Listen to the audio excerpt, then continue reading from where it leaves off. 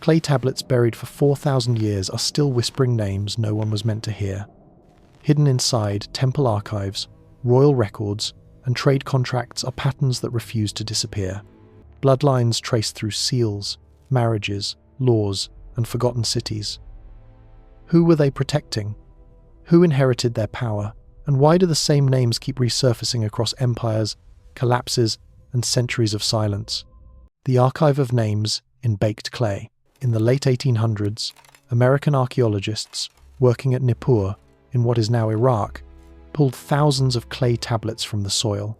The University of Pennsylvania expedition worked there from 1889 to 1900, in a city that had been a religious and administrative center for long stretches of Mesopotamian history. The tablets were not written for modern readers. Most were routine records. Many were broken. A large share were written in the plain, repetitive language of accounting.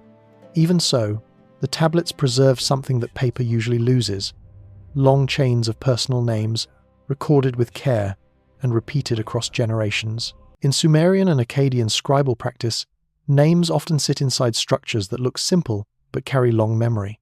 A line can identify a worker by their father, or a dependent by their household, or a messenger by the official who sent them. In temple and palace systems, that mattered because responsibility mattered. Grain, wool, beer, and labor had to be attached to people who could be found again. Over time, repeated names become a kind of map. The map is not a mythic family tree. It is a trail of signatures, witness lists, seal impressions, and short statements of identity that were meant to hold up in disputes. The most famous Sumerian composition that resembles a bloodline record is the Sumerian King List, a text that arranges rulers into a sequence of cities and dynasties. A well-known version is written on a four-sided clay prism now associated with the Ashmolean Museum, commonly referred to as the Well-Blundell prism. The museum describes it as listing successive cities, rulers, and lengths of reigns, and notes it as one of the most extensive surviving versions. The King List is not a straightforward register. It contains sections that modern scholars treat as legendary, mixed with sections that overlap with other sources. Its value, for the present purpose, is narrower and more concrete, and that structured sequences encouraged later rulers to speak about legitimacy as inherited continuity. That habit appears across Mesopotamian history in ways that can be checked. Kings adopted titles that signaled continuity. Some emphasized a relationship to earlier centers of power. Under the Third Dynasty of Ur, often abbreviated Ur III, rulers governed from Ur and produced abundant administrative records, with dates keyed to regnal years and official events.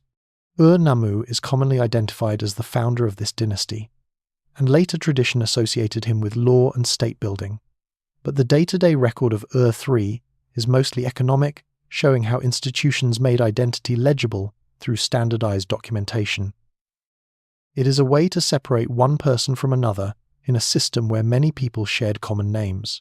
Outside the palace, elite families also fixed their names into stone and diorite. The ruler Gudea of Lagash is known through inscriptions and statues that give him formal self-descriptions, temple-building claims, and the kind of careful phrasing that was meant to endure. One statue in the Metropolitan Museum of Art is dated to around 2090 BCE, and its title preserves a formula of pious construction and wished-for long life. The location associated with Gudea's monuments connects to the site of ancient Girsu, near modern Tello, tying a named individual to a specific landscape that later excavators could identify. In this kind of material, bloodline is less visible than office, but the function is similar. An individual anchors themselves to an institution, and the institution persists through successors who inherit the same titles and responsibilities. The best evidence for how identity was carried forward is often small. Cylinder seals, for example, could mark clay with a personal device and a brief inscription, sometimes giving the owner's name and patronymic. Administrative tablets could record deliveries for a named official, with a seal impression that tied the tablet to a person who could be held accountable. Over years, those named officials change, but the framework stays. The archive becomes a record of replacement, not just of activity. A temple administrator is followed by another administrator. A governor is followed by another governor. The names are different, and the rolls are stable enough that scribes keep writing them the same way. This kind of continuity is the plain, factual ground beneath later claims of descent. In the Old Babylonian period and later, rulers did present themselves as inheritors of earlier traditions, sometimes in ways that modern historians treat as political messaging rather than literal genealogy.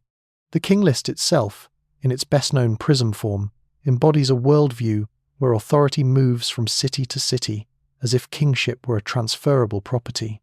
That framing makes ancestry useful, because ancestry becomes one tool among others for explaining why a particular person holds power at a particular time.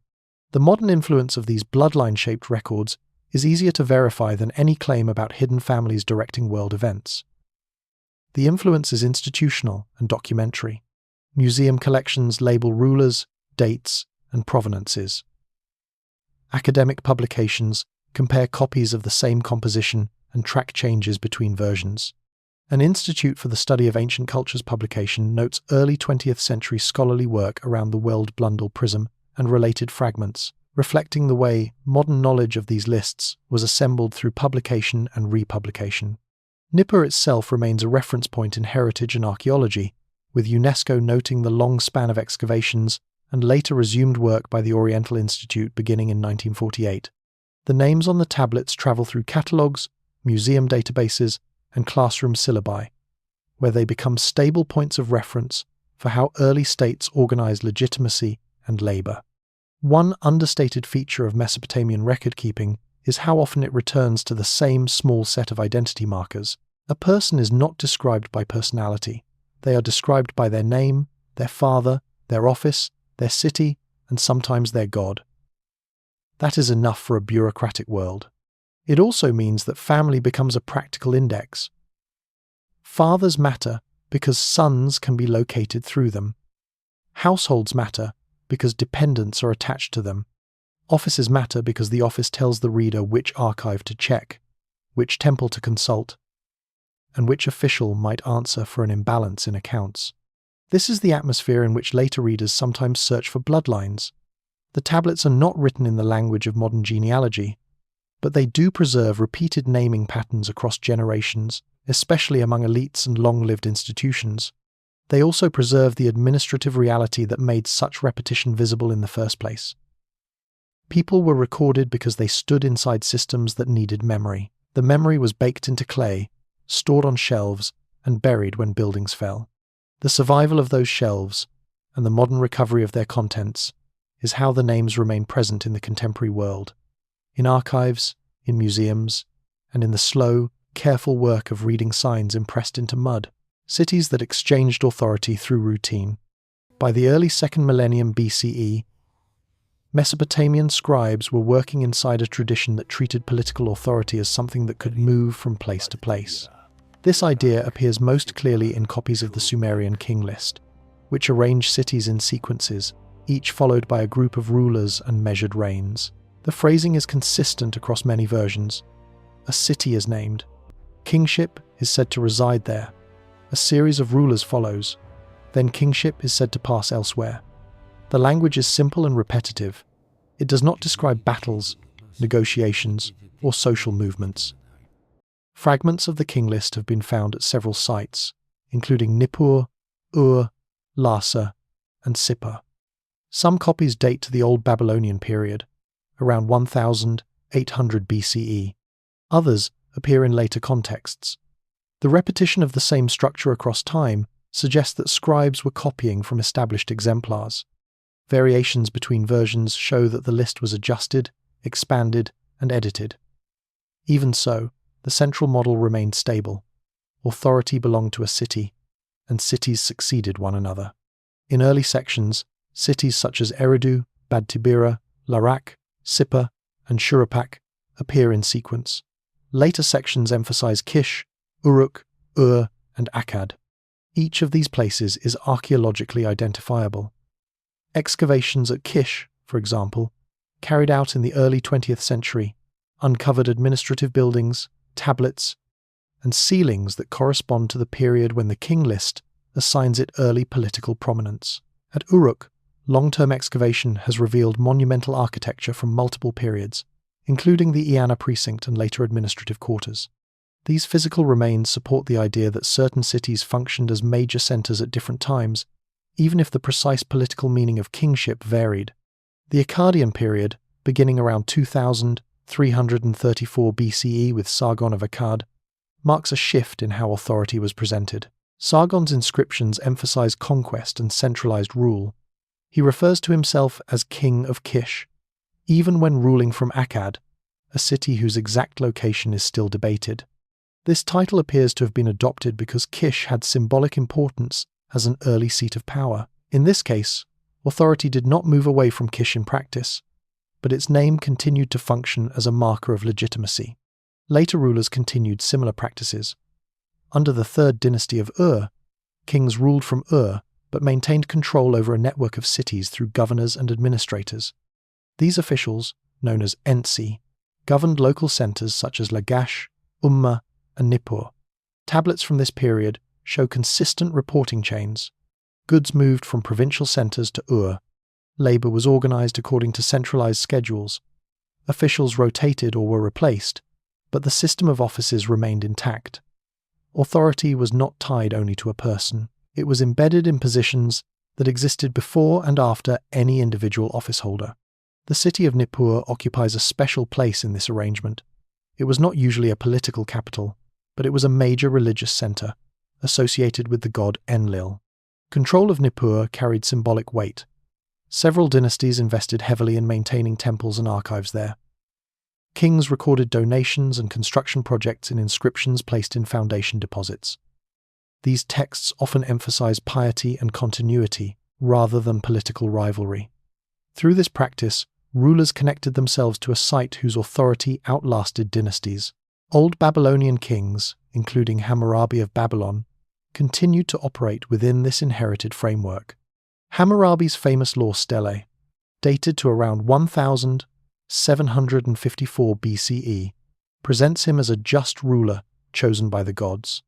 The inscription does not list his ancestors in detail, but it situates him within a recognized order of cities and deities. His administrative records show him issuing orders to governors in cities such as Larsa, Mari, and Sippar. Authority flowed outward from Babylon, but it was exercised through established urban institutions. The city of Mari, on the Euphrates, provides detailed evidence for how this worked in practice. Thousands of tablets from Mari, dating to the 18th century BCE, preserve letters between the king, Zimri-Lim, and his officials.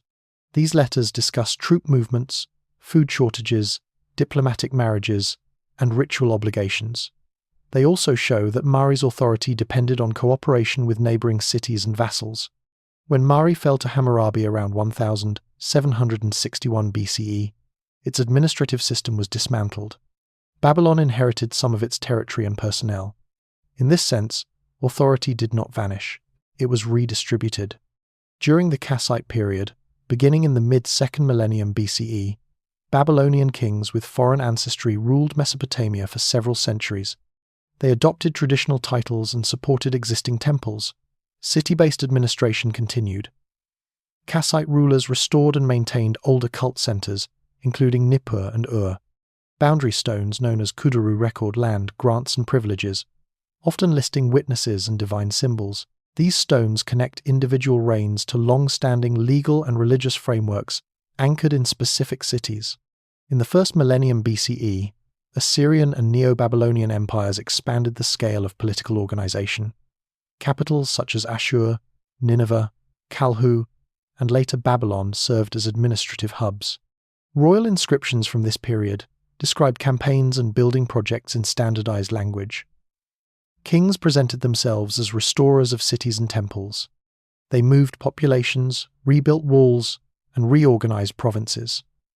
Despite the increased scale, the basic principle remained. Authority was expressed through control of urban centers and their archives. One consistent feature across these periods is the reliance on record-keeping tied to place. Tablets were stored in rooms, shelves, and jars within specific buildings. When cities were destroyed or abandoned, these archives were buried. Modern excavations uncover them as discrete units. A cache of tablets usually corresponds to one office, one household, or one institution. Through these collections, historians can trace sequences of officials, contracts, and decisions that span decades. The continuity lies in the archive itself. The idea of cities trading kingship is therefore not metaphorical. It reflects a documented pattern in which political centrality shifts, while administrative forms persist. A new capital inherits scribes trained in older traditions. Over time, these practices give the appearance of orderly succession, even when political change involved conflict or collapse. Modern scholarship treats the king list and related materials as ideological texts, shaped by their compilers. At the same time, these texts align with archaeological and administrative evidence, showing that certain cities did dominate regional networks at different times. The movement of authority is visible in shifts of monumental construction, changes in seal styles, and alterations in dating formulas. A year once named after a temple dedication in Ur might later be named after a canal in Babylon. These changes mark transitions in political focus. The influence of this system persists in how ancient Near Eastern history is organized today. Periods are named after dominant cities or dynasties: Early Dynastic, Akkadian, Ur III, Old Babylonian, Neo-Assyrian. Museums arrange galleries by city and era. Catalogues classify objects by provenience. In this structure, authority continues to be associated with place. The ancient practice of linking power to urban centers still shapes modern interpretation. In the records themselves, the language remains restrained. A city held kingship. A ruler exercised rule. An official received barley. Through thousands of similar entries spread across centuries, a picture emerges of political life organized around transferable centers. When one weakened, another took its place, using the same administrative vocabulary. Families preserved through routine documentation. Across Mesopotamia, the most persistent traces of family continuity appear not in royal inscriptions but in everyday records. These documents were created for immediate administrative needs and stored with little expectation of later reading. Their survival allows modern historians to see how households were identified, tracked, and replaced over time. In these texts, families are not described through stories or honor. They appear as functional units tied to labor, property, and obligation. One of the clearest sources comes from administrative archives uncovered at Lagash, especially from the late 3rd millennium BCE. Tablets from this region record deliveries of barley, wool, fish, and beer to named individuals. Many entries include a personal name followed by son of, and a second name. This formula is consistent. It distinguishes individuals who might otherwise be confused with others of the same name. Over decades, the same family names recur, sometimes shifting from dependent laborers to supervisors or officials. The tablets do not comment on these changes.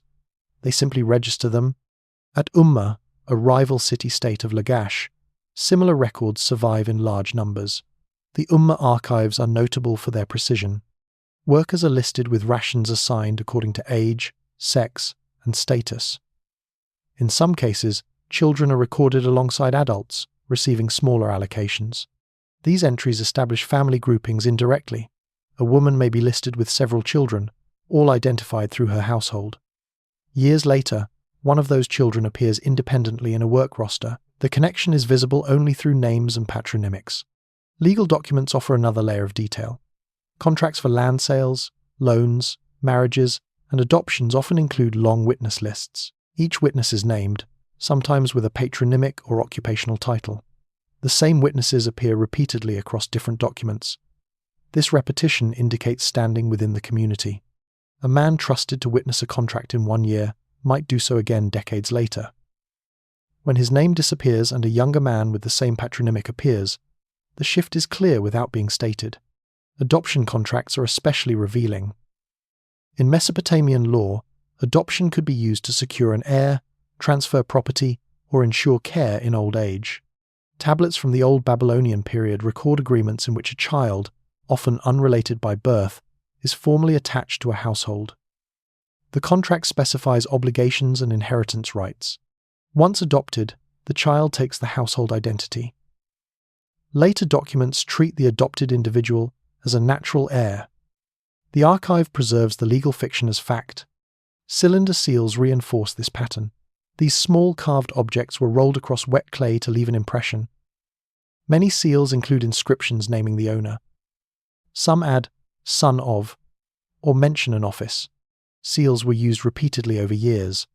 When a seal appears on multiple tablets, it links those documents to a single person. When a similar seal, with a related name, replaces it, a transition can be inferred. Seals were valuable and often passed down or imitated. Their continuity suggests family transmission of administrative roles. At Nippur, temple archives provide a long view of this process. Nippur's status as a religious center meant it attracted scribes and officials from different regions. Tablets there record offerings, temple personnel, and land assignments. Some families appear across generations as temple dependents or administrators. The names are written in standard formats, with few variations. Over time, the archive grows into a layered record of service, where family identity is inseparable from institutional role. Marriage contracts also contribute to this record. These documents specify dowries, bride wealth, and obligations between families. They often list fathers and brothers, embedding individuals within a network of relations. While the emotional aspect of marriage is absent, the legal aspect is precise. A woman's name, her father's name, and the terms of the agreement are fixed in clay. Years later, inheritance documents may refer back to the same marriage. The connection persists because the tablet persists. The city of Sippar provides extensive Old Babylonian material. Excavations there uncovered archives associated with private households as well as temples. In these collections, families can be followed through loans, property transfers, and court cases. A dispute over land might involve a grandfather in one tablet and a grandson in another. The scribes do not summarize the history. They assume continuity. The reader must reconstruct it. Court records are particularly sparse in narrative detail. A typical tablet might state that two parties appeared before judges, that testimony was given, and that a decision was recorded. The parties are identified by name and patronymic. Witnesses are listed. The decision is stated. There is no commentary. Over multiple cases, however, patterns emerge. Certain families appear frequently as litigants or witnesses, suggesting local prominence. Others appear only once. The archive captures social stratification without describing it. In some regions, especially during the Kassite period, boundary stones known as kuduru supplement tablet archives. These stones record royal land grants and list witnesses, including officials and gods.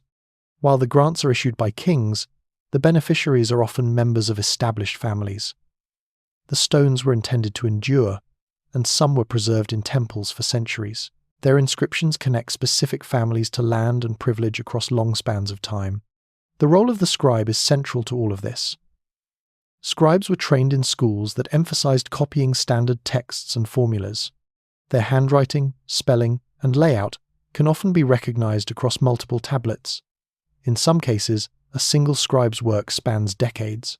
The scribe becomes an unspoken link between generations. Families rely on the same scribal hands to record births, contracts, and deaths. The continuity of record-keeping reinforces the continuity of family identity.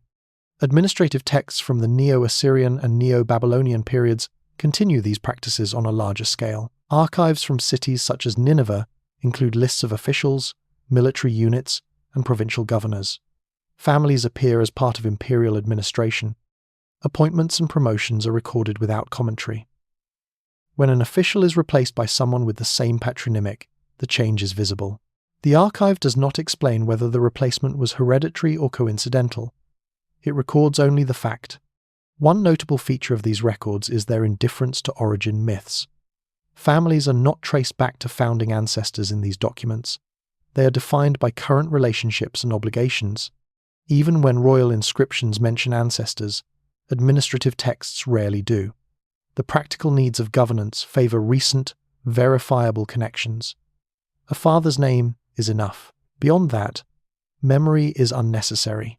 Modern historians reconstruct family histories by assembling fragments from multiple archives. This work depends on careful comparison of names, dates, and contexts.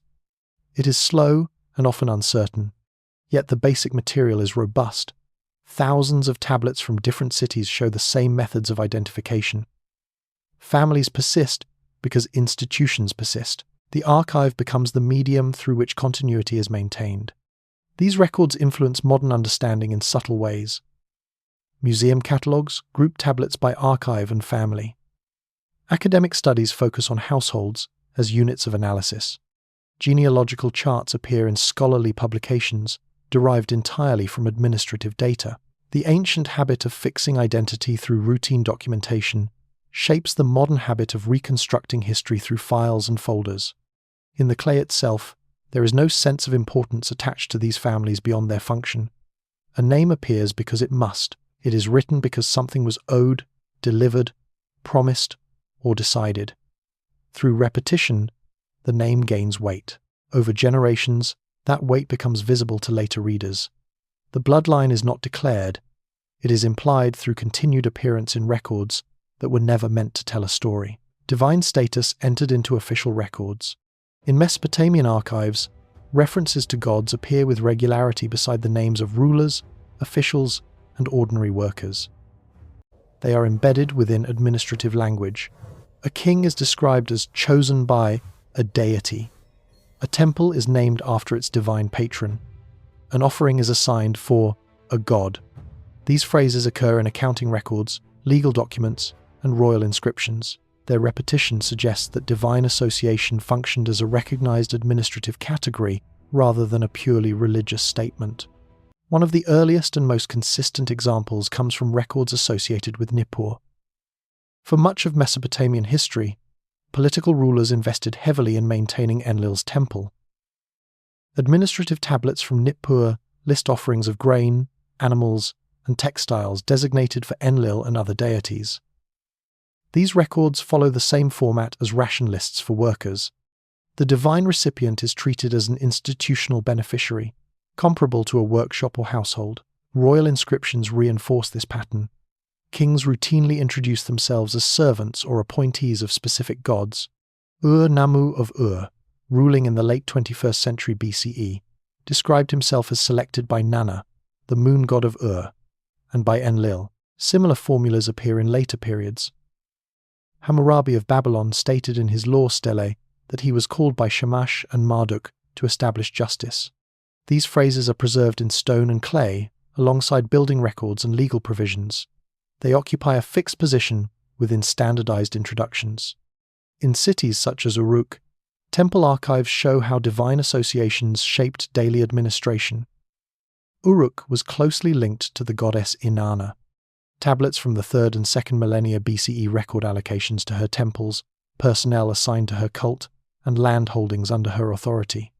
The temple functioned as a major economic institution. Its administrators managed fields, herds, and workshops. In documents, these activities are attributed to the goddess through her temple. The divine name stands in for an organization. This structure appears clearly in labor records. A tablet might state that a group of workers received rations in the service of Inanna or for the work of Enlil. It identifies the administrative context of the labor. Workers attached to one temple were distinct from those attached to another. The god's name functioned as a label for a bureaucratic unit. Similar practices are visible in Lagash and its surrounding region. Lagash was associated with the god Ningirsu. Inscriptions from rulers such as Gudea emphasize temple construction and dedication to Ningirsu. At the same time, administrative tablets list temple estates, dependent workers, and deliveries associated with Ningirsu's cult. The divine affiliation marks the boundary of an economic domain. It determines where goods go and who manages them. In the Akkadian period, beginning in the 24th century BCE, royal inscriptions show a shift towards stronger emphasis on personal authority.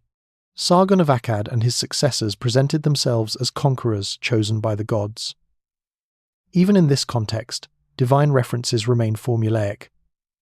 Victory inscriptions often begin with invocations of major deities. Administrative documents, however, continue to treat temples as accounting centers. The religious language in royal texts coexists with practical bookkeeping.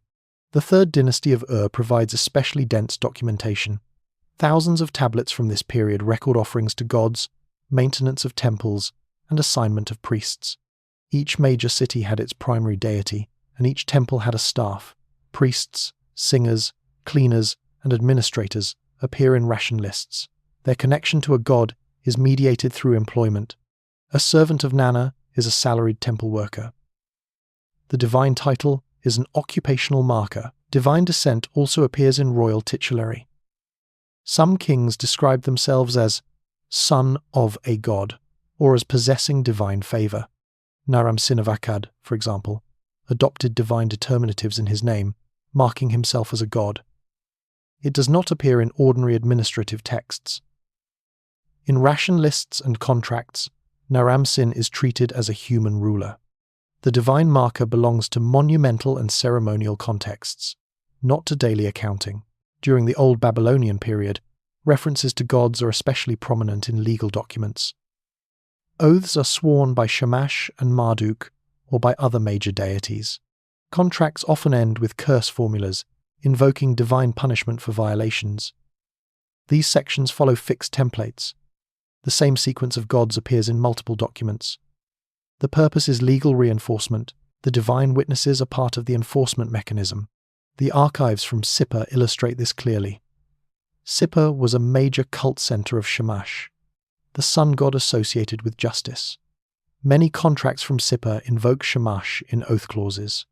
Court records emphasize his role as guarantor of truth. The city's religious identity shapes its legal language. The divine reference becomes a local administrative feature. Temple households also preserved internal genealogies. Priesthoods and cultic offices were sometimes hereditary. Documents record appointments of sons to positions held by fathers.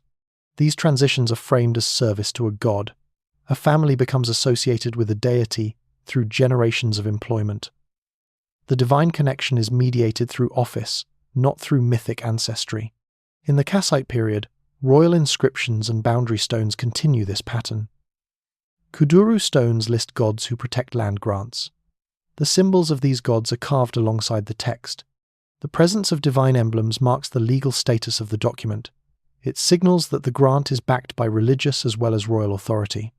The gods function as guarantors within a formal system. Assyrian and Neo-Babylonian administrations expanded these practices. Large temple complexes in cities such as Babylon and Uruk managed extensive resources.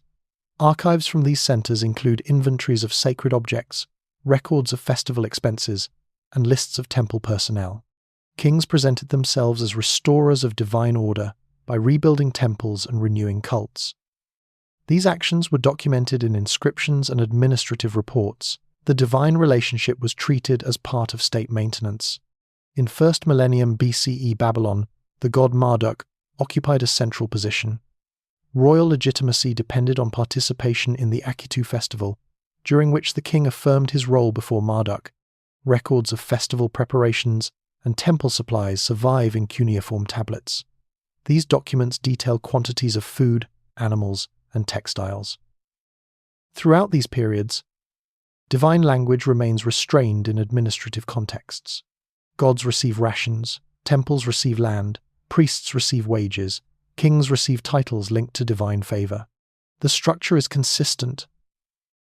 The divine sphere is integrated into the same documentary system that manages human affairs. Modern scholarship approaches these records as evidence of institutional religion. Temples are understood as economic actors. Deities are treated as symbolic heads of organizations. The language of divine descent and favor is analyzed as part of political communication. None of this requires assuming personal belief on the part of scribes. The documents show how belief was operationalized. Museum catalogs and digital archives reflect this structure. Tablets are classified by temple, deity, and function. Databases group texts under headings such as offerings to Shamash or Inanna temple personnel. The ancient habit of treating gods as administrative categories continues in modern classification systems. In the surviving material, divine references do not form extended narratives. They appear in fixed positions within texts. They identify jurisdiction, legitimacy, and obligation. A king is legitimate because a god endorsed him. A contract is binding because gods witnessed it. A worker belongs to a temple because a god owns the institution. These statements are not expanded. They are assumed. Through this repetition, divine descent and favor become part of routine documentation. They are entered, copied, and preserved alongside names, dates, and quantities. The system does not distinguish sharply between sacred and administrative spheres. Both are recorded using the same medium, the same signs, and the same filing practices. The result is a body of material in which divine authority is continuously present, not as a dramatic claim, but as a standard line in an official record. Royal residences that functioned as permanent offices. From the late 3rd millennium BCE onward, royal households in Mesopotamia operated as more than domestic spaces. They functioned as administrative centers that coordinated labor, stored goods, and maintained records. Palaces were built to accommodate these functions. Excavations at sites such as Ur reveal complexes with storage rooms, courtyards, scribal areas, and reception halls. These spaces supported routines that continued regardless of changes in individual rulers. Administrative tablets from the Ur III period show how palace households were structured. Ration lists record allocations of barley, oil, and wool to palace workers. These workers included cooks, guards, messengers, and craftsmen. The names attached to these roles change over time, but the roles themselves remain constant. The palace functions as an institution with defined needs and predictable outputs. Royal women also appear in these records. Queens and princesses controlled estates and workshops. Tablets from Ur mention the household of Queen Shulgi Simti, wife of King Shulgi, managing livestock and textile production. These records list overseers, herds, and deliveries associated with her name. The queen's household is treated as a parallel administrative unit within the larger palace system. It has its own staff, accounts, and storage facilities. Under the old Babylonian kings, palaces continued to serve as centers of record-keeping. Letters, inventories, and legal decisions were stored in these areas. Hammurabi's correspondence shows him issuing instructions to palace administrators concerning grain supplies, troop movements, and judicial matters. These letters assume a permanent bureaucratic framework capable of carrying out orders. The palace archive often overlaps with temple and provincial archives. Goods moved between these institutions. A shipment of barley might be sent from a provincial governor to the palace, then redistributed to temple personnel. Tablets track these movements using standardized formulas. The palace appears as a node within a larger network. Its continuity depends on the reliability of this exchange system. One characteristic feature of royal households is the maintenance of dependent populations. These included prisoners of war, deportees, and inherited labor groups. During the Ur III period, so-called gurush and gemi workers were attached to state and palace projects. Their rations and assignments are recorded in detail. Many of these individuals appear across multiple years. Their children sometimes enter the same system. The palace archive documents this continuity without comment. In the Middle and Late Bronze Age, Kassite rulers of Babylonia preserved and expanded palace institutions. Administrative texts from this period indicate long-term management of royal lands and herds. Boundary stones record grants to officials and relatives, often tied to palace service. The palace remains the source of authority for these arrangements. Even when kingship changes hands, land records and personnel lists are maintained. The role of palace officials is especially visible in these texts. Titles such as chief steward, palace scribe, and overseer of stores recur across generations. In some cases, families appear to specialize in these roles. A man may serve as steward, followed by a son with the same title. The documents do not present this as inheritance, they simply record appointments. Over time, patterns become visible through repetition. Assyrian palaces of the 1st millennium BCE represent an expansion of this model. Capitals such as Nineveh and Kalhu housed large palace complexes with extensive archives. These archives include lists of tribute, records of deported populations, and inventories of luxury goods. Royal households managed resources drawn from across the empire. The palace functioned as a clearinghouse for information and materials. Letters from Assyrian officials reveal the operational nature of these households.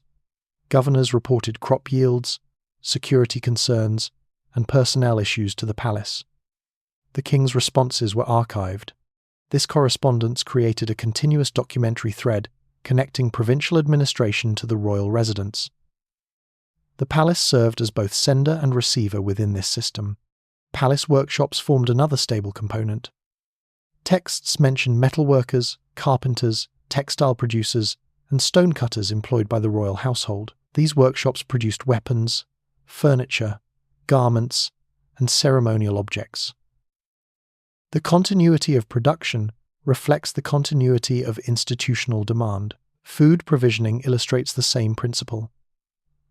Large quantities of grain, oil, meat, and beer were consumed daily by palace staff and guests. Ration tablets list amounts allocated to different categories of people. Special distributions appear during festivals or royal visits.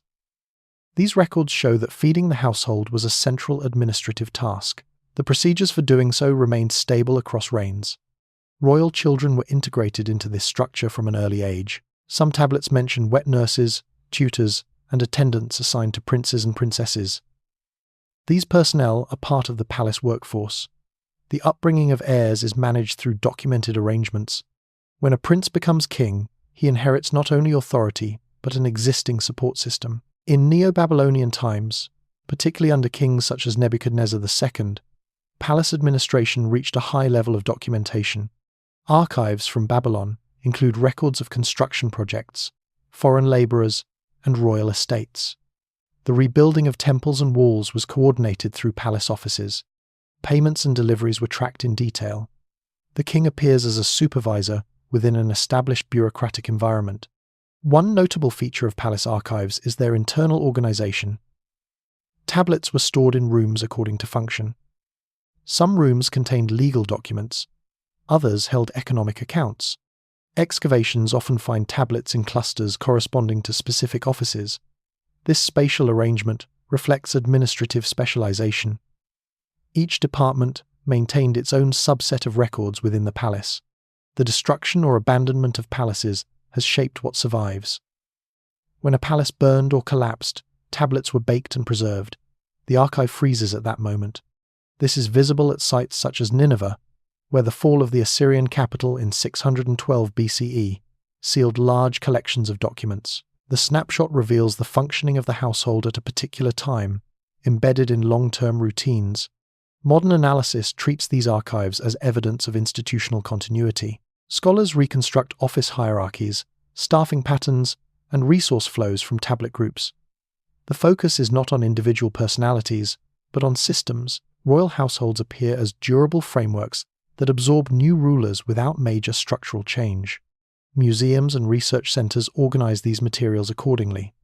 Tablets are catalogued by palace, reign, and function. Digital databases link documents from the same archive. This mirrors the ancient organization of records within palace complexes. The administrative logic persists through modern classification. In the surviving documentation, royal families are rarely presented as emotional units. They are administrative centers. Marriage alliances, births, and deaths appear only when they affect property or office. A queen's death may be noted because her estate must be redistributed.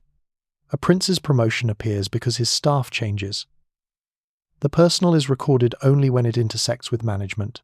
Royal households become long-term administrative units. Their continuity depends on buildings, staff, archives, and routines. Individual kings come and go. The palace remains. Its records show how authority is stabilized through repetition and documentation. The household operates as a permanent office embedded in the political landscape. Territories managed through rotating appointments. From the 3rd millennium BCE onward, Mesopotamian states relied on appointed officials to administer regions beyond the main capitals. These officials operated in cities, towns, and agricultural zones that supplied labor and resources to central authorities. Their presence is documented in administrative tablets, letters, and legal records. In these sources, provincial governance appears as a routine process structured through assignments, transfers, and standardized reporting. One of the earliest well-documented systems appears under the rulers of the 3rd dynasty of Ur. In this period, regional administrators known as Ensi governed cities such as Umma, Lagash, and Eshnunna. These officials were responsible for collecting taxes, organizing labor, maintaining canals, and supervising local workshops. Their activities are recorded in thousands of tablets. Each entry identifies the official, the task, and the quantity involved. In these records, appointment is indicated indirectly. A tablet might state that barley was delivered to the governor of Umma, followed by a personal name. In later documents, the same title appears with another name. There is no formal announcement of succession. The change is visible only through comparison. The office remains stable. The individual changes. Letters from this period provide additional context. Messages sent from provincial centres to report shortages, disputes, or construction needs. The tone is formal and restrained. Governors describe conditions and request instructions. Responses from the capital outline procedures and expectations. This exchange forms a continuous documentary loop. Authority is exercised through correspondence rather than physical presence. Some governors served for extended periods. Archives from Umma suggest that certain individuals held office for more than a decade. Their names recur in different categories of documents, including labour rosters, land surveys, and court decisions. In a few cases, a son or close relative appears later in a similar role. The texts do not describe this as inheritance. They present it as a new appointment within an existing framework. During the Old Babylonian period, provincial administration became more closely integrated with royal authority. Kings such as Hammurabi issued written orders to local officials. These orders, preserved in palace and provincial archives, cover issues ranging from irrigation management to debt disputes. Governors were expected to implement royal decisions and report outcomes. Failure to comply could result in removal, as implied in some letters that mention replacement or investigation. The city of Mari provides especially detailed evidence. The Mari archives contain thousands of letters exchanged between King Zimri Lim and his provincial officials. These letters discuss military logistics, harvest conditions, and diplomatic contacts. Governors report troop numbers and grain reserves. The king responds with instructions. The correspondence reveals a system in which regional authority is closely monitored and frequently adjusted. In these letters, officials are sometimes reassigned. A governor might be transferred from one district to another might be recalled to the capital. Such movements are recorded without explanation. They appear as administrative facts. The circulation of personnel reduces the likelihood of permanent local power bases. It reinforces dependence on central approval. Land administration forms another important aspect. Provincial officials supervised royal estates and tax lands. Survey tablets list field boundaries, crop yields, and assigned workers. These records link land to office rather than to personal ownership. When an official is replaced, the records continue under the new name. The land remains part of the same administrative category. The Kassite period preserved many of these practices. Kassite rulers governed Babylonia for several centuries, relying on provincial administrators to manage distant areas. Boundary stones record grants to officials and military personnel. These grants often include obligations to provide service. The stones list witnesses and officials involved in the transaction. They show how provincial authority was embedded in legal frameworks overseen by the palace. In the first millennium BCE, Assyrian administration expanded the scale of provincial governance. The Assyrian Empire divided its territory into provinces ruled by governors appointed by the king. Capitals such as Kalhu and Nineveh served as centers for issuing orders and receiving reports. Archives from these cities include letters from governors describing taxation, security, and population movements. Assyrian provincial letters follow standardized formats. They open with formal greetings and close with expressions of loyalty. In between, they present factual information. A governor reports the number of deportees settled in his district. Another reports the repair of fortifications. These reports create a statistical view of the empire. Each province is reduced to measurable variables. Personnel lists show that Assyrian governors were often rotated. Some served in multiple provinces during their careers. Their names appear in different regional archives over time. This movement limited local accumulation of independent authority. It also created a class of professional administrators whose identity was tied to office rather than to territory. Neo-Babylonian administration retained similar structures. Under kings such as Nabopolassar and Nebuchadnezzar II, provinces were managed by officials responsible for agriculture, taxation, and construction. Tablets from Babylon and surrounding cities record deliveries from provincial centers. These deliveries are attributed to named officials. When officials change, the flow continues. Judicial authority was also exercised at the provincial level. Local courts handled disputes over land, inheritance, and debt. Court records list judges, witnesses, and officials. In many cases, governors presided or delegated authority. These documents link legal power to administrative position. The legitimacy of a verdict depends on the recognized status of the presiding official. One consistent feature across periods is the absence of personal narrative. Governors are not described as ambitious, loyal, or corrupt. They are identified by name and title. Their actions are documented through outcomes: grain delivered, soldiers assembled, canals repaired. The archive reflects performance rather than intention. Training and recruitment of provincial officials are rarely described directly. However, school tablets and scribal exercises suggest that literacy and familiarity with administrative formulas were prerequisites. Some officials appear to have begun as scribes or accountants before advancing. Their career paths can sometimes be reconstructed through changes in titles across documents. Family connections occasionally appear. A letter may mention an official's brother or son serving in another post. A contract may list several relatives as witnesses. These references suggest networks of kinship within administration. Yet appointments are recorded as royal decisions. The formal framework emphasizes centralized control. The physical layout of provincial offices reinforces this structure.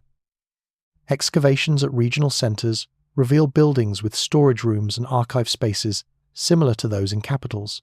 Tablets are often found in clusters corresponding to local bureaus. This indicates standardized institutional design. Provincial administration mirrors central administration in reduced form. When provinces were lost through rebellion or conquest, their archives often ended abruptly. Burned buildings and sealed rooms preserve the last stage of activity. These snapshots show ongoing routines interrupted by external events. The records do not describe collapse, they stop. Modern historians analyze these materials to map administrative geography. Provinces are reconstructed from delivery routes, correspondence networks, and official titles. This work shows that regional governance was highly organized and relatively stable over long periods. Authority was distributed through offices rather than personal rule. In contemporary scholarship and museum practice, provincial archives are treated as distinct collections. Tablets are grouped by site and office. Databases link documents by official names and dates. This reflects the ancient structure in which territory was managed through rotating appointments and standardized documentation. The surviving records present provincial administration as a continuous process. Officials arrive, serve, and depart. Records accumulate, are filed, and are replaced. The system depends on repetition and clarity. Through these routines, regional authority is maintained without reliance on permanent local dynasties. Trade corridors that linked households across distance. Long-distance exchange formed a stable background to Mesopotamian administration from the earliest written records. Trade does not appear in the tablets as an abstract concept. It is documented through deliveries, contracts, loans, and transport lists. These records show how elite households, temples, and palaces depended on materials that did not originate locally. Over time, repeated commercial relationships connected specific families to specific routes. In the late 4th and early 3rd millennia BCE, cities of southern Mesopotamia lacked metal, timber, and stone. Administrative tablets from sites such as Uruk record the receipt of copper, diorite, and cedar wood. These materials are listed alongside quantities and responsible officials. Their origins are not described in narrative form, but comparative evidence places copper sources in Oman, known in Sumerian texts as Magan, and timber sources in the Levant and Anatolia. The repeated appearance of these materials indicates sustained exchange rather than occasional contact. Merchant activity becomes more visible in the 3rd millennium BCE. Tablets refer to individuals identified explicitly as merchants, often using the Sumerian term damgar. These individuals appear in contracts, loan agreements, and delivery records. Some operate independently, others are attached to temples or palaces. In either case, their activities are recorded through standardized documentation. A merchant receives silver. He delivers copper. The transaction is sealed and witnessed. The city of Lagash provides early evidence for structured trade administration. Tablets from this region list shipments of goods moving between cities. Officials oversee these movements. Merchants are named as carriers or agents. Over time, certain names recur in connection with trade. These individuals appear across multiple years and different types of transactions. Their continued presence suggests established commercial roles. By the Akkadian period, trade networks expanded under centralized control. Royal inscriptions mention distant lands such as Magan, Meluha, and Subatu. Administrative texts support these claims indirectly. Exotic materials appear more frequently in palace inventories. Copper ingots, stone vessels, and imported woods are listed among stored goods. These items are distributed to workshops and temples. The palace acts as a redistribution center. During the Third Dynasty of Ur, trade becomes highly systematized. Thousands of tablets document inflows and outflows of goods. Merchants operate under contract, often advancing silver in exchange for future delivery of materials. These arrangements are recorded as loans with interest. Repayment is specified in commodities rather than coin. The terms are precise. Deadlines are stated. Penalties are implied through legal formulas. Some merchant families can be followed across decades in these records. A man appears as a debtor in one tablet, a carrier in another, and later as a creditor. His name is sometimes followed by a patronymic. Later, a person with the same patronymic appears in similar roles. The documents do not explain the relationship. They record continuity through repetition. The Old Babylonian period provides especially rich evidence from private merchant archives. At Sippar and Larsa, excavations uncovered collections of tablets belonging to individual households. These archives include letters, contracts, and account summaries. Merchants correspond with partners in other cities. They discuss prices, delays, and risks. The tone remains practical. The focus is on delivery and payment. Letters from this period mention caravans, river transport, and storage arrangements. Goods are moved by boat along the Euphrates and Tigris, and by donkey caravans across overland routes. Tablets list numbers of animals assigned to transport. Losses are recorded when animals die or goods are damaged. Responsibility is assigned through contract terms. The city of Mari plays a central role in understanding these networks. The Mari archives include letters between merchants and the palace, discussing trade with Anatolia and the Levant. Tin and textiles move westward, silver moves eastward. Prices fluctuate. Officials monitor these exchanges because they affect royal revenue.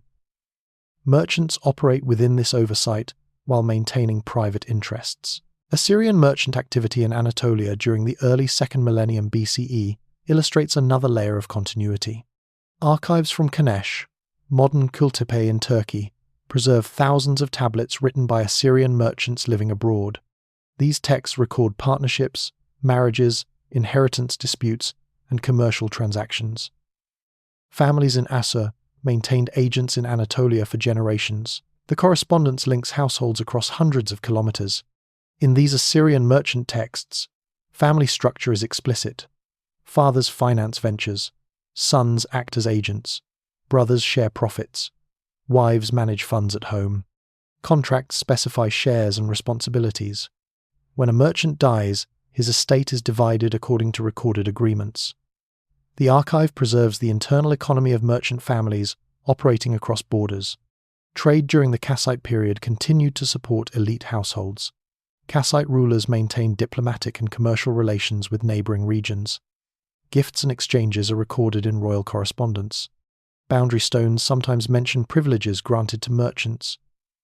While the Kassite kings adopted Babylonian administrative practices, trade networks remained essential to palace supply and prestige. In the 1st millennium BCE, imperial expansion reshaped trade routes but did not eliminate established patterns. Assyrian and Neo-Babylonian administrations integrated long-distance exchange into state logistics. Tribute lists from Assyria include metals, textiles, and luxury items from conquered regions. These goods enter palace inventories and are redistributed. Merchant activity continues alongside state-controlled movement. Archives from Nineveh include inventories of imported goods stored in palaces and temples. Officials record quantities and origins. The language mirrors earlier accounting practices. Even at imperial scale, trade is documented through the same basic formulas developed centuries earlier. One notable feature of trade documentation is the emphasis on trust mechanisms. Seals, witnesses, and oaths appear frequently. Witness lists establish accountability. Oath clauses invoke gods as guarantors. These elements reduce uncertainty in transactions that span long distances and long periods. The accumulation of trade records creates identifiable commercial lineages. A family becomes known through repeated involvement in exchange. Their names appear in archives in multiple cities. Their seals recur on tablets. Their activities span decades. This continuity is not labeled as lineage in the texts. It is inferred from persistence within the documentary record. Trade also affects marriage and inheritance patterns among elites. Merchant families marry into other commercial households. Dowries include silver and goods. Marriage contracts record these transfers. Over time, networks of kinship overlap with networks of exchange. The archive captures these intersections through legal documentation rather than narrative description. Modern reconstruction of ancient trade relies heavily on these materials. Scholars map routes based on the appearance of goods and place names.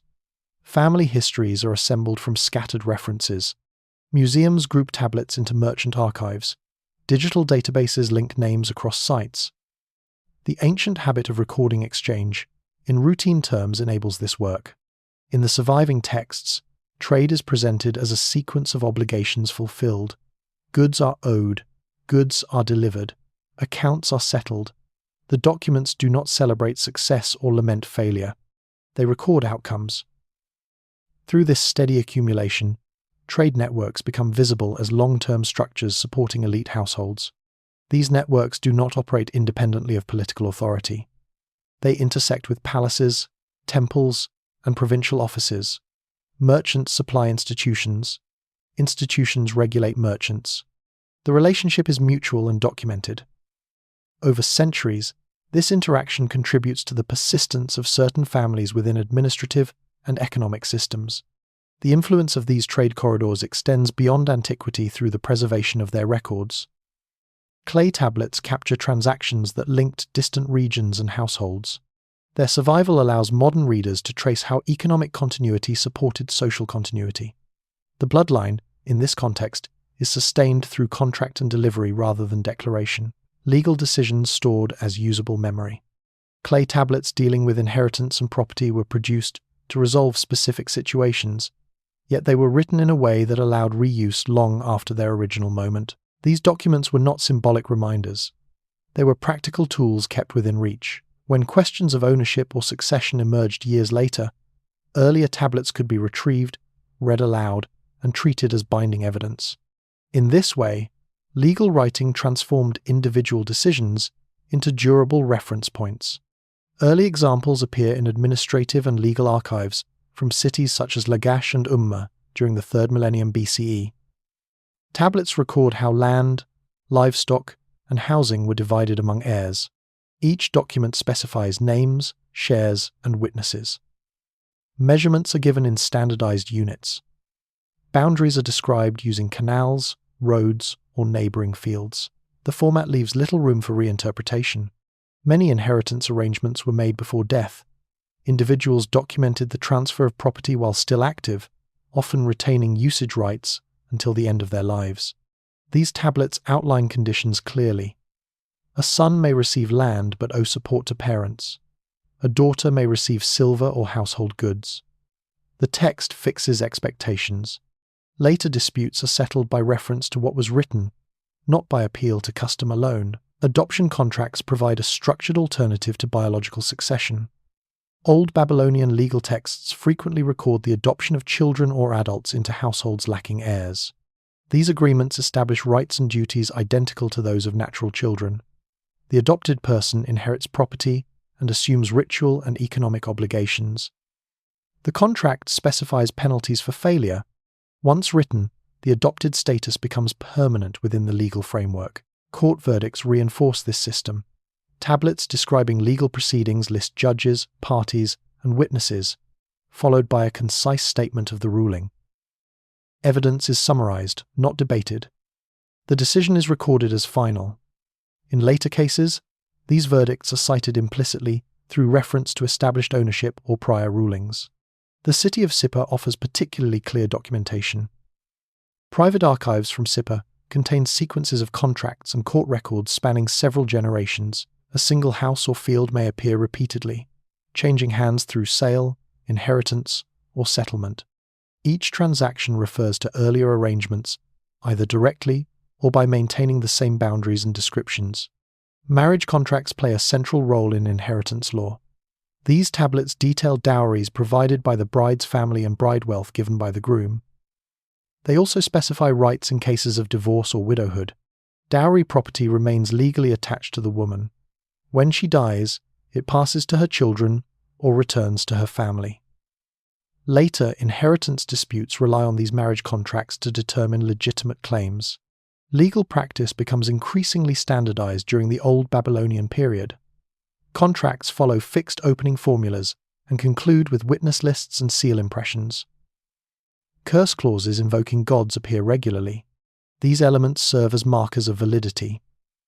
Their repetition allows documents from different decades to be recognized as equivalent in authority. Archives from Lhasa show how families maintained these records.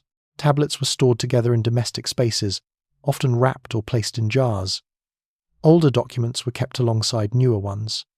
When disagreements arose, relevant tablets could be produced. Possession of documentation carried legal weight. During the Kassite period, royal involvement in inheritance law becomes more visible. Boundary stones known as kuduru record land grants and the rights of beneficiaries and their descendants. These stones list witnesses and divine symbols. They were often deposited in temples, ensuring long-term preservation. By doing so, private inheritance was embedded within public religious space. Assyrian and Neo-Babylonian legal records continue similar practices. Tablets from cities such as Nineveh and Babylon record disputes over land, houses, and debts. Judges are named. Witnesses are listed. Earlier documents are referenced implicitly through consistent descriptions of property. The authority of law depends on continuity of record. Witness participation is a recurring feature. Witnesses often include elders, officials, or relatives. Their names appear repeatedly across different documents. Over time, this repetition establishes credibility. A person known as a witness in earlier cases may later act as a judge. The archive reflects these transitions without commentary. Debt obligations intersect closely with inheritance. Loans secured by property pass to heirs if unpaid. Tablets specify these conditions clearly. Failure to meet obligations can result in loss of inherited assets. Legal continuity thus depends on economic continuity. Property remains within families only through compliance with recorded terms. Disinheritance is also documented. A tablet may state that an heir is excluded because of specific behavior. Such decisions are formalized with witnesses and seals. Later inheritance documents reflect this exclusion. The archive enforces changes by omission as much as by statement. The physical organization of legal records supports their function. Excavated houses often reveal tablets grouped by type. Sale contracts, inheritance agreements, and court records are stored together. This arrangement allows quick reference. The house becomes a legal archive as well as a residence. Scribal training reinforces stability in legal language. School tablets preserve model contracts and verdicts copied by students. These exercises replicate standard phrases and layouts. As scribes enter professional practice, they reproduce what they learned. The consistency of writing across centuries results from this educational process. Modern historians reconstruct inheritance patterns by assembling these documents. Individual tablets rarely provide a full picture. Sequences of contracts reveal how property moves through families. Gaps indicate disputes or lost records. The reconstruction relies on comparison rather than narrative. Museums and research institutions catalogue these tablets by function and archive. Digital databases link documents by names, places, and dates. This mirrors the ancient logic in which authority and memory depend on written reference. In the surviving material, inheritance law is expressed through precise allocation. Land is measured, silver is weighed, rights are specified. The language avoids explanation. It records decisions so they can be used again. Through repeated documentation, legal systems preserve family continuity. Property, obligation, and identity persist through written reference rather than oral tradition. The clay tablet becomes a stable medium of social memory. Temple offices sustained through institutional routine. Priestly authority in Mesopotamia was maintained through formal appointment, documentation, and long-term administrative oversight. Religious offices were embedded within temple organizations that managed land, labor, and resources. These institutions required stable staffing and predictable procedures. As a result, priesthoods appear in the surviving records not as personal callings, but as regulated positions within complex bureaucratic systems. Early evidence comes from administrative archives at Nippur, where temples dedicated to Enlil and related deities operated continuously for centuries. Tablets from different periods record allocations of food, textiles, and livestock to priests, singers, gatekeepers, and ritual assistants. The same titles recur across generations. The office persists even as personnel change. Temple employment is documented in ration lists. These tablets specify daily or monthly distributions of barley, oil, and beer to temple workers.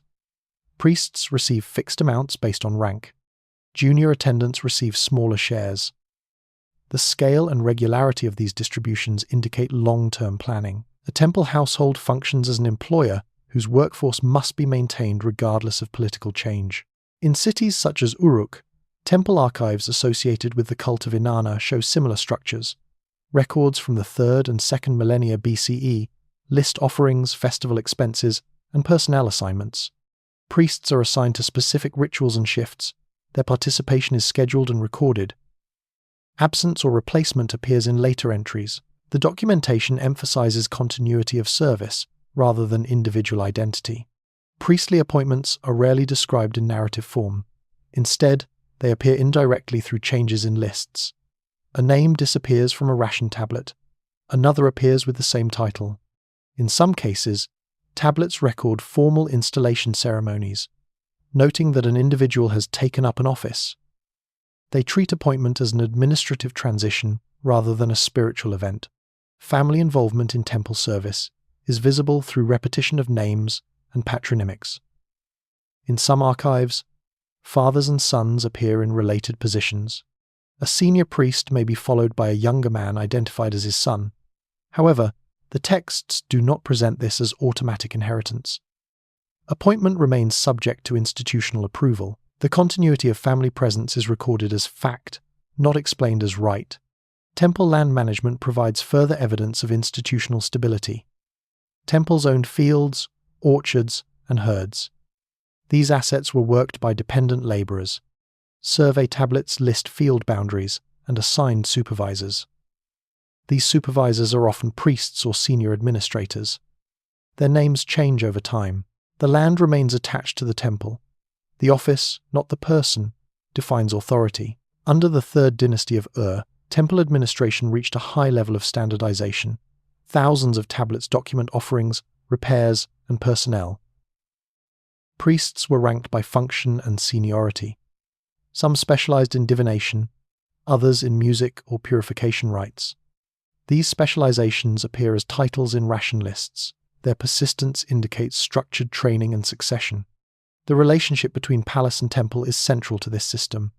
Kings appointed high priests and supervised major cult centers. Inscriptions describe rulers installing officials and restoring temples. Administrative records support these claims by showing transfers of resources from palace to temple. Priestly authority depends on royal recognition, documented through correspondence and accounting. During the Old Babylonian period, temple archives from Sippar and Lhasa preserve contracts involving priests. These include land leases, loans, and employment agreements. Priests appear as economic actors managing temple property. Their legal status is tied to their office. Contracts often specify their temple affiliation. Oath-taking rituals also reinforce priestly authority. Legal documents frequently require parties to swear before temple officials or in sacred precincts. Priests supervise these procedures. Tablets record the location and officiants. The involvement of priests in legal processes integrates religious authority into civil administration. In the Kassite period, temples retained their economic and administrative roles. Kassite rulers restored major sanctuaries and supported established cults. Kuduru stones list priests among witnesses to land grants. These inscriptions show that priestly officials were recognized participants in state transactions. Their authority extended beyond ritual into legal validation. Assyrian administration further formalized temple management. In cities such as Ashur and Nineveh, temples operated within imperial oversight. Archives include inventories of sacred objects, schedules of offerings, and correspondence concerning priestly appointments. Officials report shortages, misconduct, or vacancies to the palace. Replacements are authorized centrally. Assyrian letters sometimes mention disciplinary action against priests. A temple official may be accused of mismanagement or ritual failure. The king orders investigation or removal. These exchanges show that priestly office is subject to administrative review. Authority depends on performance within institutional standards. Neo-Babylonian records continue these practices. Under kings such as Nebuchadnezzar II, temples in Babylon and Uruk managed large estates and festival programs. Archives record payments to priests, musicians, and craftsmen involved in cultic activities. Major festivals required extensive preparation. Supplies and personnel were coordinated through written orders. One prominent example is the Akitu festival of Marduk in Babylon. Tablets record deliveries of animals, food, and textiles for this event. Priests are assigned roles in processions and rituals. Their participation is documented in advance. The continuity of the festival depends on the continuity of these administrative arrangements. Training of priests is rarely described explicitly, but indirect evidence appears in school tablets and apprentice records. Some texts mention young individuals attached to temples as learners. They receive rations and perform minor tasks. Over time, they appear in higher positions. This progression suggests structured internal education. Temple archives also include personnel rosters listing staff by category. These lists may cover multiple years. Comparison shows gradual turnover rather than sudden replacement. Retirement and death are not usually mentioned. Absence is inferred from disappearance from lists. New names enter in similar positions. The institution absorbs these changes. Women also held temple offices, especially in cults of female deities. Records mention priestesses, musicians, and ritual attendants. Some women controlled temple property and supervised staff. Their activities are recorded in the same format as those of men. Gender does not alter administrative treatment. The physical organization of temples supports this system. Excavations reveal storage rooms, offices, and archive spaces within temple complexes. Tablets are often found in rooms near administrative areas. This spatial arrangement reflects functional separation between ritual spaces and managerial spaces. Modern scholarship reconstructs priestly lineages by comparing names across these archives.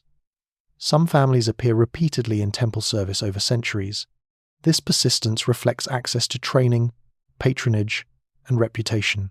However, the documents emphasize office rather than ancestry. Continuity is expressed through title and function. Museum catalogues and digital projects classify tablets by temple and deity. Collections are organized around cult centers. This mirrors ancient practice, where records were maintained by institution. The god's name functions as an administrative heading. In the surviving material, priesthoods are presented as regulated occupations. Duties are defined. Resources are allocated. Performance is monitored. Appointment and replacement occur through documented procedures. The language remains technical and restrained. Temples sustain stable leadership without relying on personal lineage narratives. Authority is renewed through record-keeping, training, and centralized oversight. The priesthood persists as an institutional framework supported by continuous documentation. Marriage alliances logged through formal exchange. Royal marriages in Mesopotamia were recorded not as personal unions, but as administrative transactions linking courts, territories, and households. These arrangements were documented through treaties, letters, inventories, and legal contracts. The surviving records show that marriage functioned as a diplomatic instrument managed through routine procedures. The individuals involved appear within these documents primarily as carriers of obligations, property, and political affiliation. Early evidence comes from 3rd millennium BCE inscriptions and administrative texts that mention queens and royal daughters in connection with land grants and temple donations. These references do not describe courtship or ceremony. They identify women by name and title and associate them with estates, workshops, and dependents. The marriage itself is implied through changes in affiliation and residence. The Old Babylonian period provides more detailed material. Archives from Mari include extensive correspondence concerning royal marriages. Letters between King Zimri-Lim and neighboring rulers discuss the movement of brides, dowries, and escorts. These communications focus on logistics. Officials report travel schedules, security arrangements, and housing preparations. The bride's arrival is treated as an administrative event requiring coordination. Dowry lists accompany many of these exchanges. Tablets itemize textiles, metal vessels, jewelry, livestock, and servants assigned to royal women. Each item is counted and described. Responsible officials are named. These inventories ensure accountability. If goods are lost or damaged, responsibility can be traced. The dowry becomes a documented transfer of wealth between courts. Marriage contracts formalize these arrangements. Some tablets specify obligations of support, residence, and inheritance for royal spouses. While less personal detail appears than in private marriage contracts, the legal structure is similar. Rights and responsibilities are fixed in writing. The alliance is embedded within the legal system. Correspondence from Mari shows that diplomatic marriages were often negotiated over extended periods. Letters discuss proposed matches, exchange of gifts, and political expectations. A ruler may delay approval pending consultation with advisors. Another may request additional goods. These negotiations are recorded in routine language. The marriage is framed as part of broader diplomatic management. Similar practices appear in archives from Babylon. Old Babylonian and later tablets mention royal women in connection with estates and temple donations. Queens control property and supervise personnel. Their status reflects both their natal and marital affiliations. Administrative texts track these relationships through titles and economic roles. In the 2nd millennium BCE, international marriage networks expanded. Rulers of Mesopotamia, Anatolia, and the Levant exchanged daughters to reinforce alliances. Archives from Assur and other Assyrian centers preserve letters concerning foreign princesses residing at court.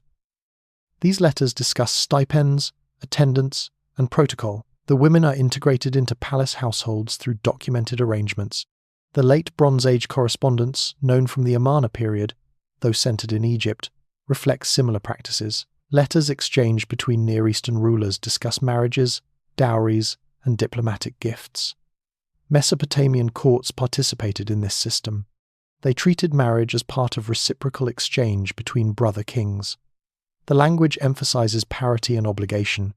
Royal brides often traveled with large entourages. Administrative records list servants, guards, and attendants assigned to them. Ration tablets specify daily provisions. Housing assignments are documented. These records show how foreign women were incorporated into local administrative systems. Their presence generates a trail of documentation. Inheritance arrangements connected to diplomatic marriages are also preserved. Children born from these unions could inherit claims in multiple regions. Tablets and inscriptions sometimes mention maternal ancestry when identifying princes. This information appears in formal contexts, such as treaty lists or succession statements. The emphasis remains on political relevance rather than personal identity. The city of Nineveh offers evidence from the Neo-Assyrian period. Palace archives include correspondence about foreign queens and princesses. Officials report on their health, conduct, and household management. The king receives updates as part of routine administration. These reports treat royal women as important institutional figures. Marriage alliances are also reflected in treaty texts. Some treaties include clauses referencing kinship created through marriage. A ruler may pledge loyalty, as to a brother, because of marital ties. These statements appear alongside territorial and military provisions. The kinship is codified within legal frameworks. Dowry property often remained legally distinct within the receiving court. Tablets record separate accounts for goods belonging to foreign queens. These assets could be inherited by their children or returned in certain circumstances. The maintenance of separate accounts reflects recognition of dual affiliation. Administrative practice preserves these distinctions. In some cases, disputes arise concerning dowry or treatment of royal women. Letters complain about delayed payments, missing goods, or inadequate housing. These complaints follow formal channels. Responses promise investigation or correction. The exchange shows that marriage alliances were subject to ongoing administrative supervision. The Kassite period in Babylonia illustrates continuity in these practices. Kassite kings married into local Babylonian families and foreign dynasties. Boundary stones and inscriptions mention queens and princesses in connection with land grants. These references link marital status to property rights. The documentation integrates foreign and local lineages into state records. Assyrian kings institutionalized diplomatic marriage within imperial strategy.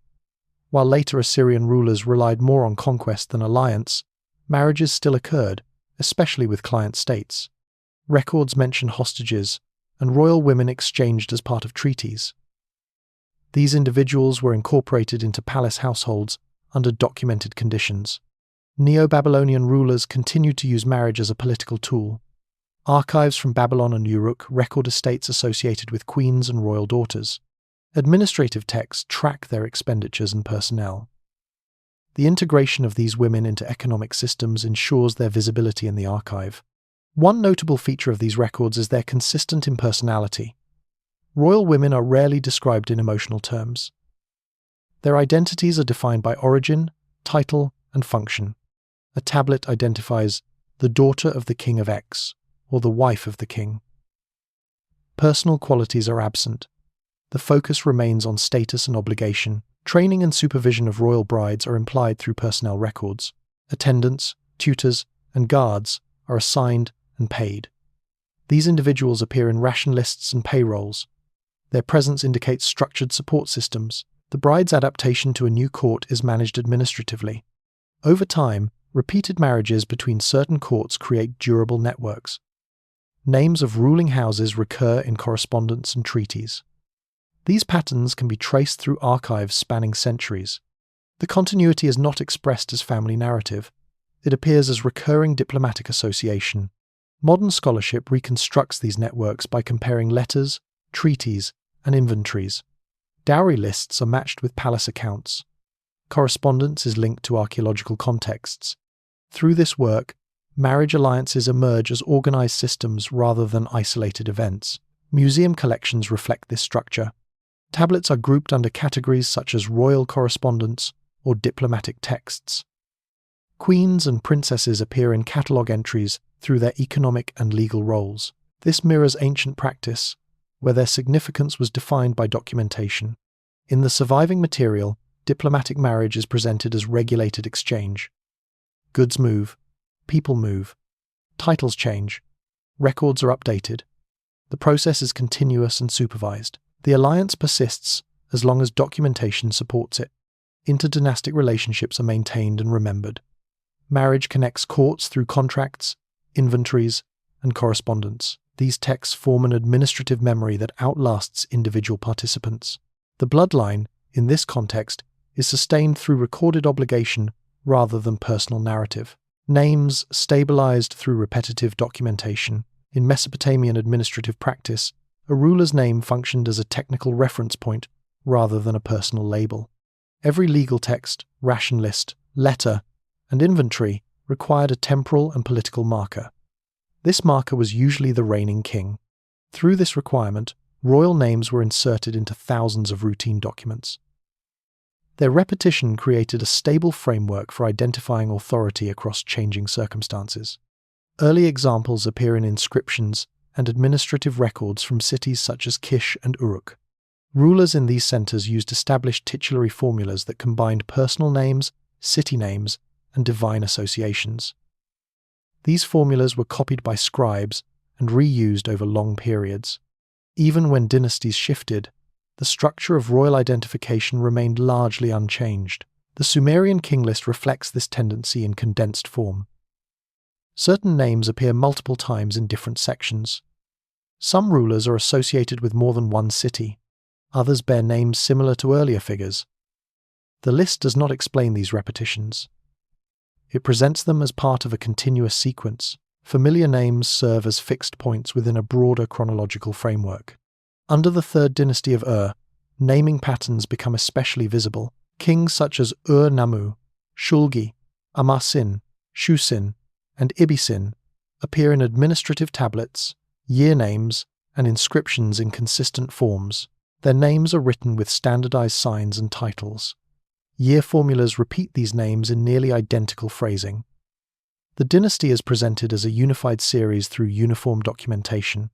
Administrative dating systems reinforce this structure. Most tablets from this period are dated by regnal year. A text might read, "Year after King Shulgi built the Temple of Enlil," or "Year Ibisin became king." When a ruler changes, the dating formula changes accordingly. The archive registers political transition through altered headings rather than narrative explanation. In the Old Babylonian period, royal naming continues to follow established conventions. Kings of Babylon used titles and epithets inherited from earlier rulers. Hammurabi and his successors appear in inscriptions and legal texts using similar introductory formulas. Their names are embedded within standardized legal and administrative language. Archives from Babylon show this clearly. Tablets dated to successive reigns differ primarily in the royal name and year count. The underlying format remains constant. This practice integrates each ruler into a continuous documentary system. Assyrian royal naming demonstrates even stronger patterns of repetition. From the Middle Assyrian period onward, rulers in Ashur and later in Nineveh reused a limited set of names. Ashurnasirpal, Shalmaneser, Tiglath-Pileser, and Sargon appear across different centuries. Ancient texts distinguish them through patronymics and context. Modern numbering systems are later scholarly tools. Assyrian inscriptions follow rigid introductory sequences. A typical text lists the king's name, his father's name, his grandfather's name, and his major titles. The emphasis is on placing the ruler within a documented lineage rather than describing individual character. Patronymics play a key role in this process. By identifying a king as son of a previous ruler, inscriptions establish continuity. This information appears in formal contexts such as building inscriptions and royal annals. It serves as verification within the administrative record. The personal relationship is secondary to its documentary function. Chronological systems add another layer. In Assyria, years were named after high officials, known as limmu. Annual lists preserve these names alongside the reigning king. Over time, these lists form long sequences in which royal names are embedded. Authority is linked to cyclical administrative time. Neo-Babylonian rulers also relied on inherited naming conventions. Kings such as Nabopolassar, Nebuchadnezzar, and Nabonidus adopted names emphasizing devotion and legitimacy. These names appear in building inscriptions, contracts, and inventories in fixed forms. Royal women's names occasionally follow similar patterns.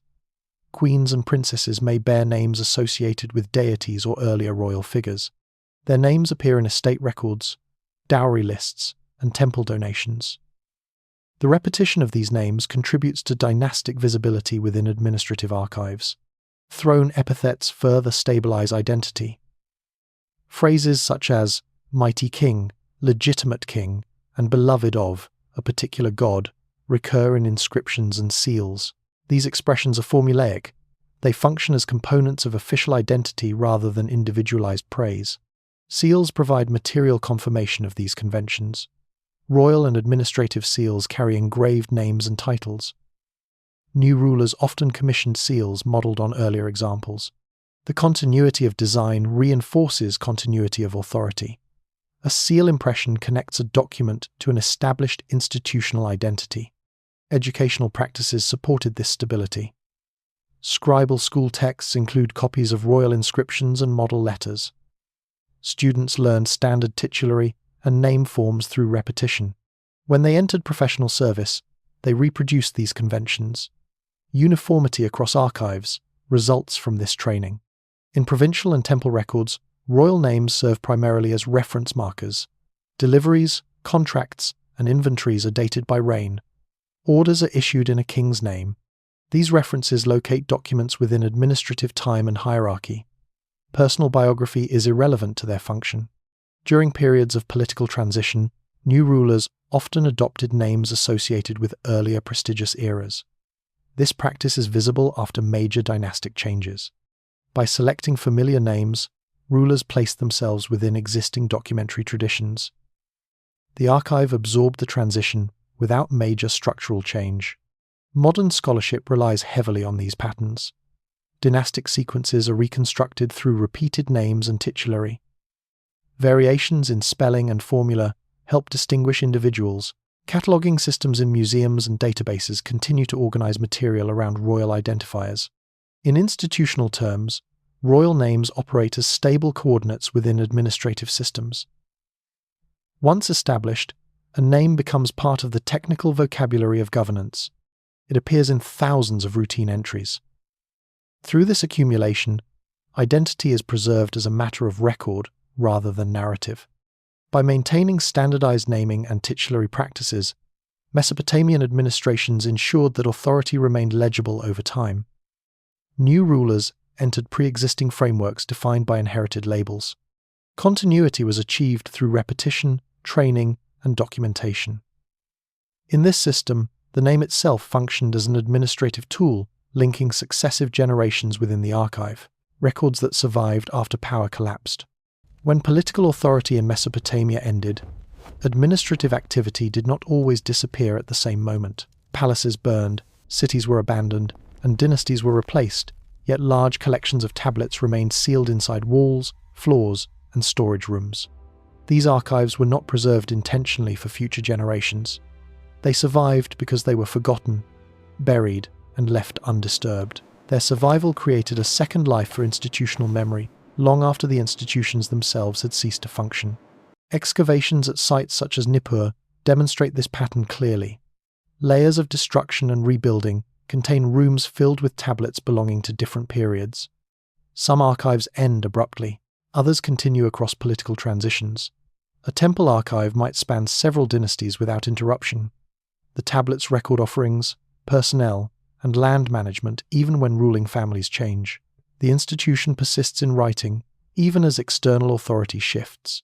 One of the most well-known examples comes from Nineveh. When the Assyrian capital fell in 612 BCE, large sections of the royal palace collapsed and burned. Thousands of tablets were baked by fire and sealed under debris. These included administrative records, letters, inventories, and scholarly texts.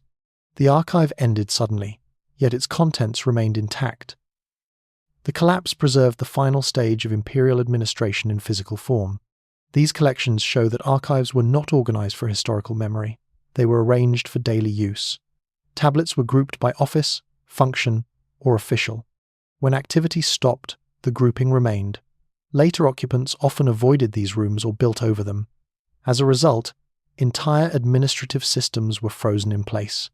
At Babylon, a different pattern appears. The city experienced repeated occupation over centuries. Archives were sometimes reused, reorganized, or partially discarded.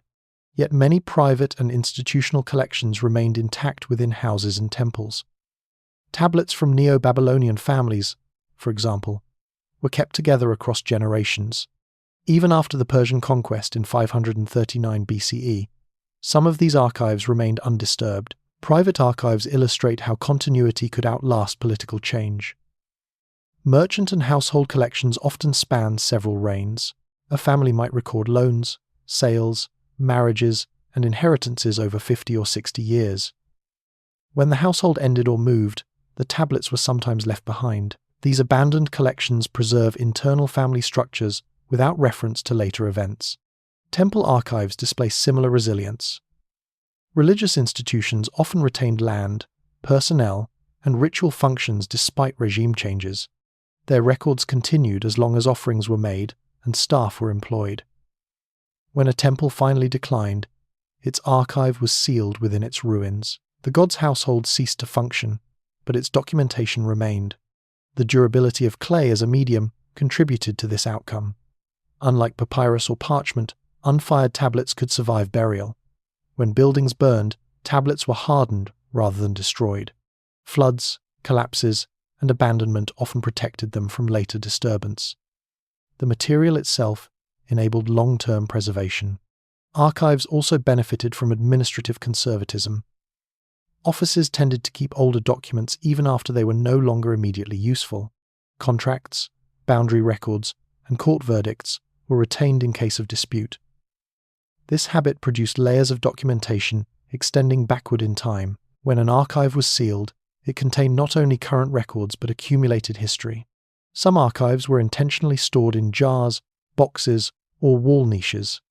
Excavations reveal clusters of tablets wrapped in cloth or stacked carefully. These arrangements suggest that officials expected to retrieve them. When retrieval became impossible, the storage became permanent. The survival of archives allows modern researchers to reconstruct entire institutional environments. In some cases, hundreds of tablets from one office reveal staffing patterns, salary systems, and decision-making procedures. The absence of later material indicates when and how activity ceased. The archive becomes both a record of continuity and a marker of rupture. Not all archives ended through destruction. Some were gradually abandoned. In declining cities, fewer tablets appear over time. Records become sporadic, offices shrink. Eventually, documentation stops. These gradual endings reflect economic contraction rather than sudden collapse. The final tablets in such sequences often record routine matters, showing no awareness of imminent decline. Political transitions sometimes resulted in partial preservation. New rulers might reuse buildings but ignore older records. Archives were sealed behind new walls. In other cases, new administrations destroyed or removed earlier documents. What survives depends on chance as much as policy. The Achaemenid and later Hellenistic periods introduced new administrative languages and media. Aramaic writing on perishable materials became more common.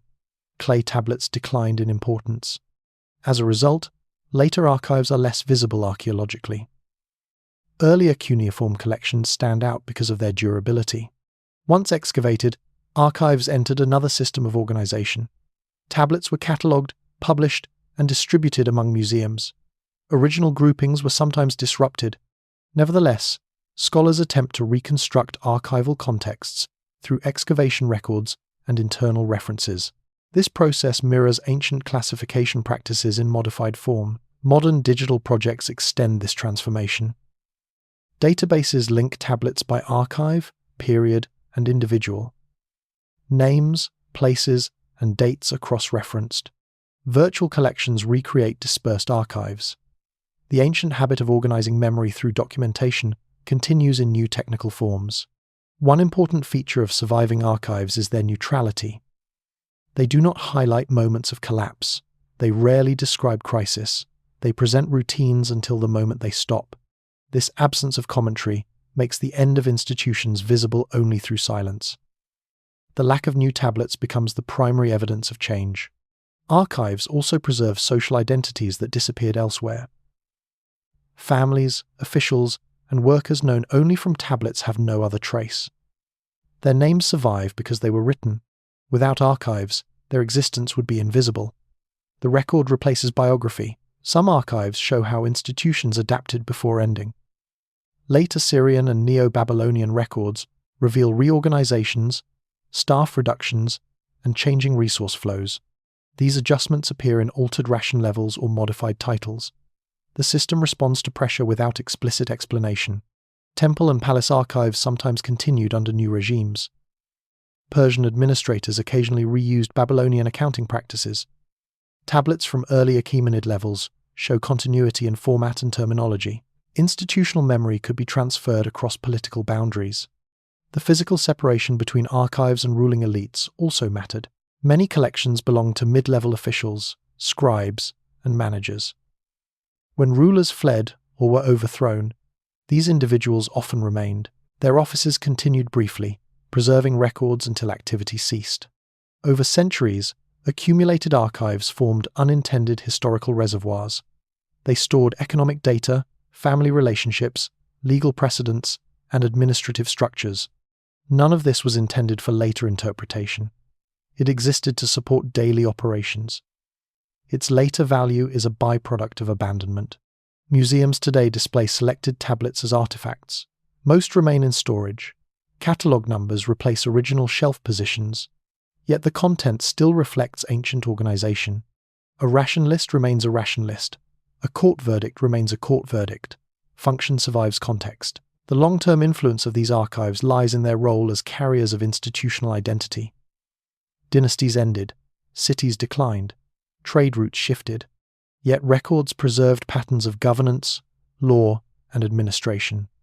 Through them, continuity is visible beyond political lifespan. In Mesopotamia, authority was sustained through documentation. When authority failed, documentation remained. Clay tablets outlasted palaces and families. They preserved the structure of systems that no longer existed. These archives do not present a unified narrative of decline or survival. They preserve fragments of organized life arranged according to forgotten rules.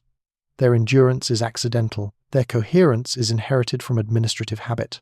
Through burial, neglect, and rediscovery, institutional memory passed from active use into archaeological record. The archive became independent of the people who created it. In this form, it continues to shape modern understanding of power, continuity, and identity. What remains is not a lineage in the biological sense, but a sequence of recorded practices.